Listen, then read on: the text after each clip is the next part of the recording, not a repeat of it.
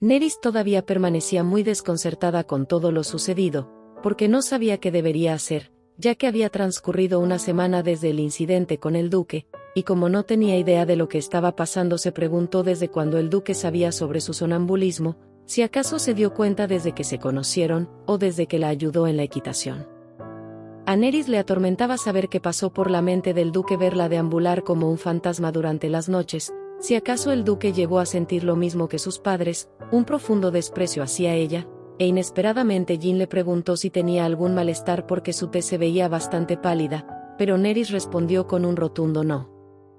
Mientras Jyn la peinaba le mencionó que había recibido una llamada del asistente del duque, informándole que actualmente se encontraban en su última visita del territorio en la ciudad de R'hllyn, y nuevamente el asistente le preguntó si Nerys visitaría al duque en la ciudad. Entonces Jyn le confirmó al asistente que Nerys efectivamente lo visitaría, y no entendía por qué nuevamente le volvía a preguntar. En ese instante Nerys recordó la promesa que le hizo al duque de visitarlo en R'hllyn, de recorrer la academia y pasar tiempo juntos. Sin embargo, su decisión de encontrarse con el duque había momentáneamente cambiado cuando inesperadamente ella se dio cuenta que el duque ya sabía sobre su enfermedad. Después de pensarlo detenidamente, Nerys tomó una decisión, e inmediatamente le dijo a Jyn que entregara su carta a Catelyn, y después de entregársela partirían inmediatamente a R'hllyn porque no quería hacer esperar al duque. Nerys estaba sorprendida y maravillada por la hermosa ciudad, y pensaba que el norte era asombroso cada vez que lo veía. Como parte de su trabajo para conocer el norte, ella se sorprendió que los faroles tuvieran incrustadas piedras de calefacción y retención de calor, con el único propósito de estar preparados tanto para el frío como para la oscuridad. Nerys, a pesar de estar maravillada del lugar, al mismo tiempo sentía nostalgia por el grandioso esfuerzo que había hecho el duque de realizar una preparación tan minuciosa para el invierno, que incluso los niños podían disfrutar al aire libre del festival de invierno sin temor a las altas temperaturas. El duque estaba alegre de que Nerys estuviera a su lado, que no tardó en prepararle una bebida caliente porque estaba preocupado de que ella pudiera sentir frío. Sin embargo, cuando ella recibió la bebida agradeciéndole por su amabilidad, solo pensaba en cómo explicarle sobre su sonambulismo, y aunque sabía que en algún momento tenía que explicarle, no podía sostenerle la mirada directamente, porque pensaba que el duque podría mirarla con decepción. Nerys temblaba a causa del temor que sentía. Sin embargo, el duque no preguntó sobre su enfermedad, más bien le preguntó si a Catelyn no le pareció extraño que Nerys viajara a R'hllyn porque para su hermana era un secreto que ellos estaban en una cita. Pero Nerys le aseguró que su hermana, en lugar de objetar negativamente, le sugirió que se quedara más tiempo e incluso le dio algo de dinero. Cuando el duque se sorprendió de que Catelyn fuera tan amable con Nerys, ella le mostró el dinero que le dio Catelyn junto con una nota que decía que utilizar el dinero para divertirse. Entonces Nerys mencionó que quizás su hermana le dio el dinero pensando que mientras ella estaba lejos sería su oportunidad para acercarse al duque. Pero él creía que Catelyn solo malgastó su esfuerzo pensando en que podría acercarse a él, porque su corazón le pertenecía a Nerys pasara lo que pasara. Inesperadamente el duque le mencionó que utilizaría el beneficio de la duda que antes ella le había otorgado para explicarle cómo sucedieron las cosas aquel día. El duque le explicó todo lo que había sucedido, cómo llegó a través del círculo mágico al castillo, la historia de cuando se conocieron realmente por primera vez, cuando ella pensó que estaba soñando y que el libro de la teoría de la magia se había convertido en una persona, y que todo había sido su culpa por no haberle dicho en ese momento. Cuando el duque terminó de explicarle, Nerys se dio cuenta que el beso de ese entonces no fue solo un sueño. Entonces le preguntó si para él no le fue aterrador o espeluznante verla así, porque su familia siempre se sintió avergonzada por su enfermedad. Mientras el duque le mostraba una sonrisa, le respondió que lo absoluto, porque su parecer su enfermedad era algo lindo, porque el tiempo que pasó con ella le dio consuelo y significado a su vida mientras se encontraba en la guerra. Y aunque el duque sabía que para Nerys era una enfermedad grave e incurable, se disculpaba por haber tomado su enfermedad a la ligera. Mientras el duque mostraba una expresión de arrepentimiento, le confesó que en varias ocasiones pensó en contarle la verdad antes de que partiera a la guerra. Sin embargo, siguió posponiéndolo porque quería estar a su lado. El duque también le dijo que días anteriores a su llegada pensó mucho en qué decirle, pero al final contarle toda la verdad fue lo único que le llegó a su mente. Mientras el duque se disculpaba porque durante mucho tiempo le ocultó la verdad, Nerys lo tomó de la mano, y acercándose a él lo besó, permaneciendo el duque completamente perplejo por tan inesperado beso. Nerys, aún preocupada por lo que pudiera pensar el duque de ella, le preguntó si desde el momento en que se despertó por primera vez del sonambulismo sentía pena por ella. El duque respondió que jamás sintió algo como eso.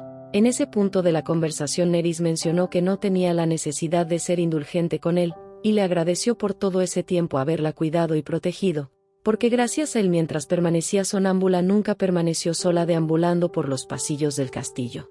Nerys recordó que hace mucho tiempo leyó un libro acerca del norte, en el cual se relataba cómo aparecieron hadas de hielo enamoradas del frío, y por esa razón dejaron bendiciones a esa tierra.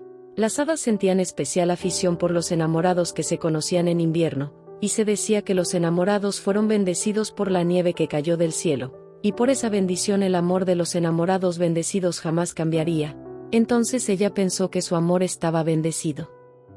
Por otro lado, el príncipe Teófilo había conseguido lo que tanto anhelaba y se divertía con ello, porque cuanto más lo miraba más bello y especial le parecía. Al parecer era un broche pequeño con el cual podría sanar el cuerpo y la mente de los demás e incluso podía controlar la mente de quien fuera, pero sobre todo estaba muy feliz porque por fin tenía en sus manos la mayor obra maestra del mago Giovanni. Gracias al invento del mago el príncipe no solo pudo deshacerse de los sirvientes que lo odiaban en secreto, sino que además mejoró su estado de ánimo ya que se encontraba de mal humor por las negociaciones fallidas del armisticio. Mientras Teófilo tenía atada a Melissa la aprendiz del mago Giovanni tenía curiosidad por saber si ella había creado la herramienta mágica junto a su maestro, y si debería tener cuidado con algo con respecto al invento. Melissa le explicó que aunque siguió intentando mejorarlo en el tiempo que le prometió, los efectos mágicos aparecen de forma diferente para cada persona, porque la magia puede ser fácil para aquellos con poderes mentales débiles. Sin embargo, desconocía cuánto del poder de las herramientas mágicas sería capaz de afectar a alguien con una mente fuerte.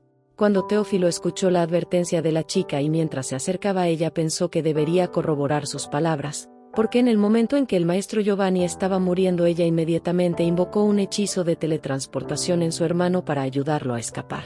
Y como al príncipe le parecía que ella tenía una mente fuerte, la utilizó como sujeto de prueba para su herramienta mágica, porque quería comprobar cuánto tiempo podría soportarlo, y bajo el hechizo el príncipe le preguntó a dónde había enviado a su hermano gemelo Benjamín. Por otro lado, el chico permanecía inconsciente en alguna parte del territorio del norte, mientras tanto Nerys se encontraba en la grandiosa biblioteca de la ciudad, porque quería obsequiarle un libro al duque, sin embargo no sabía si obsequiarle uno sobre operaciones de combate o algo diferente.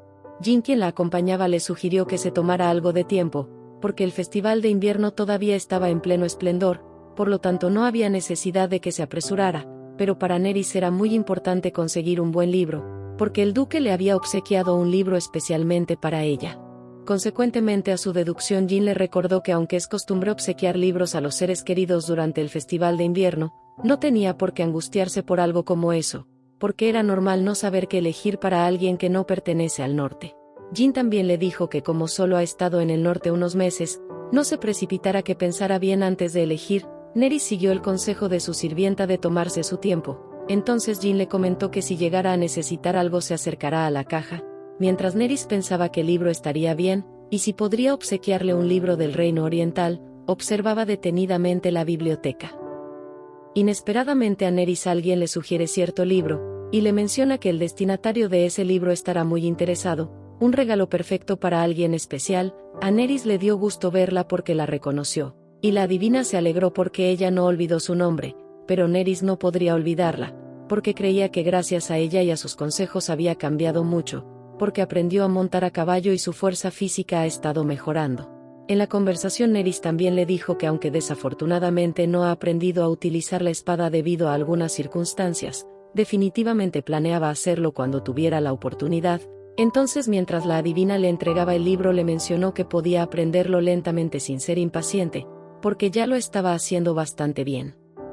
Repentinamente la mujer se alejó diciendo: sigue trabajando duro como lo estás haciendo, porque solo así obtendrás lo que quieres. Sin darle tiempo a Nerys de nada, la adivina desapareció. El libro no tenía título ni índice, solo círculos mágicos que Nerys nunca había visto, círculos tan complejos que le resultaban difíciles de interpretar. Mientras Nerys y su sirvienta daban un recorrido por la ciudad, Jin le preguntó si debería comprar algunos pasteles de camino de regreso al castillo, porque en la ciudad existía un lugar donde vendían pasteles de temporada deliciosos, y cuando Nerys volteó a verla para preguntarle en dónde se encontraba la pastelería, vio a la adivina tratando de ocultarse. Nerys sin pensarlo la siguió y Jin sin entender nada le preguntó a dónde se dirigía. Nerys la siguió por un callejón y le gritó que esperara un momento, porque tenía preguntas sobre el libro que le había dado, porque no entendía su significado, y porque solo contenía círculos mágicos. Casualmente ella se tropezó con alguien que la hizo caer, al parecer era un chico y Nerys se disculpaba con él por no haberlo visto por la prisa que tenía. Ella al acercarse y verlo en mal estado, pensó que se veía completamente débil, y le preguntó si podía oírla. El chico con dificultades para responder pronunció algunas palabras incoherentes, y acto seguido perdió el conocimiento. Nerys inmediatamente se acercó tratando de auxiliarlo y le hablaba para que reaccionara. El último recuerdo del chico fue cuando su hermana lo despertó, y él al verla le preguntó en dónde se encontraban. Melissa al tener prisa le dijo que usaría magia de movimiento para enviarlo a las montañas de Igar, y cuando llegara fuera directamente a la residencia secreta del maestro en el norte, y que permaneciera allí por un tiempo. Como Benjamín sabía que el príncipe había eliminado a su maestro, le parecía muy peligroso que su hermana permaneciera sola y le pidió que se ocultaran juntos, pero Melissa se rehusó porque sabía que el poder de su hermano lamentablemente era deficiente. Sin embargo, le prometió que en cuanto pudiera escaparía y se reuniría inmediatamente con él en el norte, pero hasta entonces los dos tenían que permanecer ocultos. Melissa también le recordó que una vez que lograran reunirse huirían juntos al reino de Devolse como se lo había pedido su maestro Giovanni, y una vez fuera de peligro vivirían felices. El chico con lágrimas en los ojos despertó, y al ver que el lugar tenía decoraciones femeninas se preguntó en dónde estaba, porque hasta donde él recordaba había perdido el conocimiento en un callejón de la ciudad. Al parecer el duque se encontraba resguardando a Benjamín, quien al verlo intranquilo le dijo que permaneciera en calma, porque se encontraba en un lugar seguro, en la casa de la familia David Farias. También el duque le hizo saber al chico que lo conocía. Le mencionó que se llamaba Benjamin Dawson, y que era aprendiz de su padre adoptivo el gran mago Giovanni Dawson. Mientras el chico estaba sorprendido de que el duque conociera su identidad y la de su padre adoptivo, también le dijo que no tenía por qué sorprenderse porque el mago Giovanni, al ser famoso por desarrollar herramientas mágicas, su información personal y la de sus discípulos estaba ampliamente disponible al público, y aunque ese no fuera el caso, él y su hermana eran famosos porque se habían graduado de la Academia de la capital como magos expertos.